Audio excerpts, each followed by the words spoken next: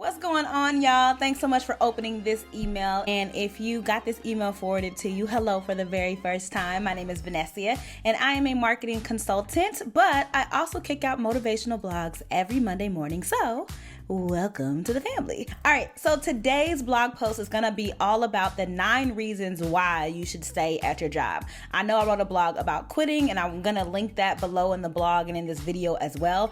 But just in case you actually are talking about, oh, my job is killing me and oh, I wanna quit. Look, that ain't the move, sis, okay? Sometimes you need to stay at your job, and I'm gonna give you 9 reasons why. Reason number 1, your job pays the bills. I mean, it's kind of pretty self-explanatory, but I don't know how many young adults I've talked to and people that are my peers, they're like, oh my God, I want to quit my job. But your job provides you a way to eat and live and have a roof over your head and all that jazz. So don't shade your job because it does pay your bills. Sometimes you have to look at your expenses and see, okay, maybe I need to get a roommate. Maybe I need to stop eating out as much in the fast food line. So maybe your income isn't the problem. It could be your expenses, but we ain't gonna talk about that. Reason number 2.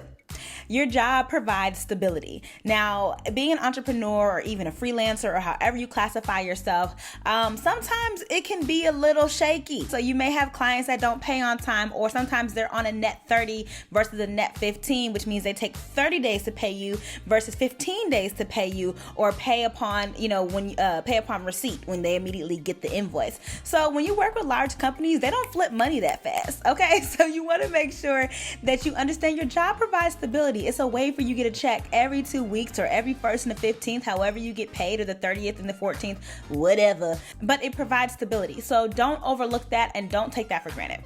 Reason number 3, your current job provides a schedule. Girl. Okay, so a lot of people come up to me when I do presentations, especially when I do my Put Some Muscle Behind Your Hustle sessions. And a lot of them say, if I didn't have to go to work, I'd be able to do my thing all day long, or I'd be disciplined. Look, I'm gonna be very honest with you. If you're not disciplined at your job, you will not be disciplined when no one is telling you what time to get up. And I know you want, all 24 hours in a day to be yourself, but entrepreneurs and freelancers, it's never like that.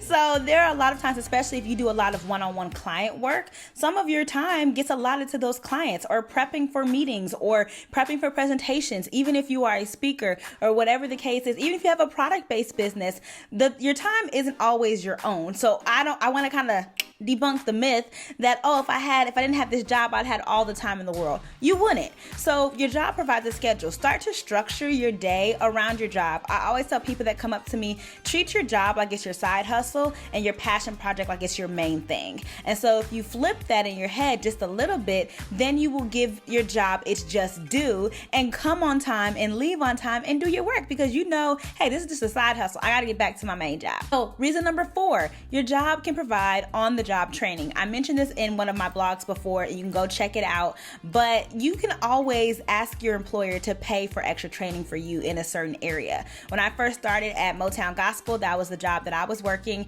I didn't know anything about marketing. I didn't know anything about Photoshop, anything about InDesign, anything about Final Cut, none of that stuff. So I immediately found classes and courses and certifications, and I would always ask if I can get in these programs and if they could pay for it. I wouldn't have had $500 to get a certification, but the label did, okay? So I went in there and I said, this is how this is going to directly relate to my job experience. Is this something that you all can pay for? And they did. And I had the certification, even though I'm not still at that job anymore.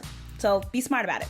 Okay, reason number 5. See, we're flying through these already. Reason number 5 why you should stay at your job is that you learn about all the red tape that is relative to your industry. For example, in the music industry, when you work with a major distribution chain, sometimes it can take about 3 to 4 weeks to upload a video to Vivo and YouTube. It's not just the same as if I were to upload this video. You have to go through clearances, make sure the publishing's all done, make sure the closed captioning's on the video, all of that stuff. Everything has to be cleared. If not, you'll see that nice little screen that somebody blocked this video in this country because it didn't go through all the proper channels. I learned that when I was working at my previous employer, and now one of my clients is Sony's gospel division, and I knew that going into that. So before working with them, I had a lot of previous information that I learned while I was running the digital space at my other job. So it made me much more of an asset because I knew the landscape and I knew the space. And so when I'm creating campaigns or I'm pitching to them ideas, I can do it from a frame of reference that is relevant, okay? So there may be clearances that you need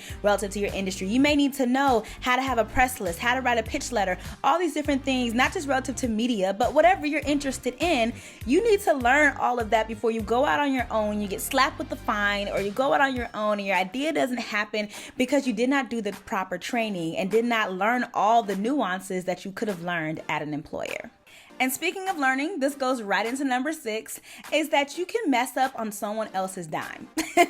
So I'll give you another example. Before I was at the label, I worked at a marketing promotions firm in Cincinnati under a radio promoter, and she's like one of the top radio promoters in the gospel music industry. She's super amazing, and I was the marketing assistant, right? And so we were planning this major conference, and I completely forgot to book a flight for an artist. And the flight went up $250 overnight. I was mortified. Not only was I mortified because I forgot to do it, I was mortified because I had to go in and tell the CEO, like, hey girl, I forgot to book this flight. I remember I felt really, really bad about it because it was on my to-do list, but I was just so nervous about booking flights. I was not good at it back in the day. I used to hate booking flights. So I was so nervous about, okay, do I have all the information? Do I have the Rapid Rewards number? Do I have the Delta Sky Miles number? So it just kind of slipped my mind because I really didn't want to do it. And I remember asking her, I said, well, why do you keep giving me stuff if I keep messing up? And she told me, she's like, I know you're going to mess up. You're new to this.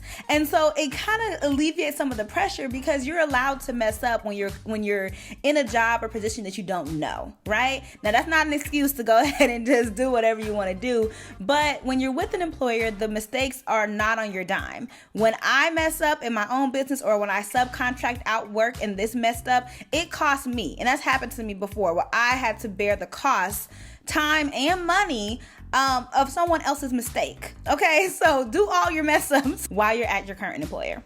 All right, reason number 7 why you should stay at your job is that you have a commute to and from work.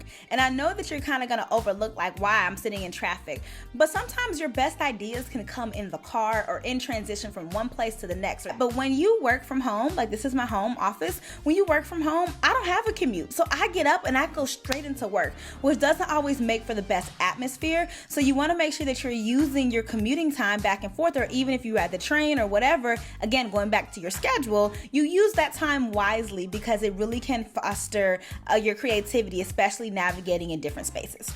And since we're talking about breaking up the monotony of the day, reason number 8 is spot on that too. You have coworkers. So look around. There's no one here.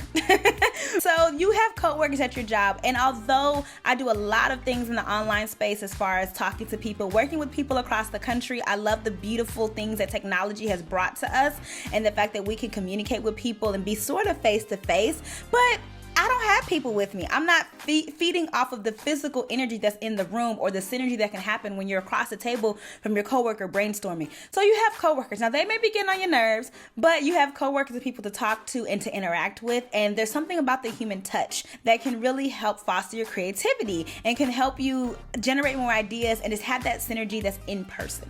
And lastly, reason number 9 of why you should stay at your job is that there's typically a hierarchy. When you are an entrepreneur, when you are a small business owner, when you are a freelancer, all those different things, there are all these people under you, but typically you're the top, right? So there's no one to turn to necessarily to bounce ideas off of unless you're in a mastermind or you have a business coach. So you are the final say. Sometimes that responsibility can be a lot. Even if you are someone who is very, organized and you have good decision making and you're very wise, if you don't have a peer or someone that's higher above you to bounce ideas off of, it can be a little nerve-wracking to be the one making all the decisions. So definitely, I know your boss may be getting on your nerves, but be grateful that she or he is in the position so that you can mess up and you don't necessarily get all the blame for it.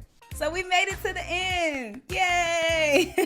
If you're still like, nah sis, I'm out, don't forget to check out my other blog post about quitting your job. I also included a template for your 2 weeks notice. You can copy and paste and use it to turn in your 2 weeks and to leave professionally, because you never know when you're gonna have to go back again. So again, my name is Vanessa Darby, and you can sign up to receive my blogs in your inbox at vanessadarby.com. Don't forget to check out my other blog posts and let me know if any of this was helpful for you. I would love to continue to push out more content. So LMK. All right? Don't forget to hit me up on Instagram and Twitter at Vanessa Darby, and I'll see y'all on the next video. Bye.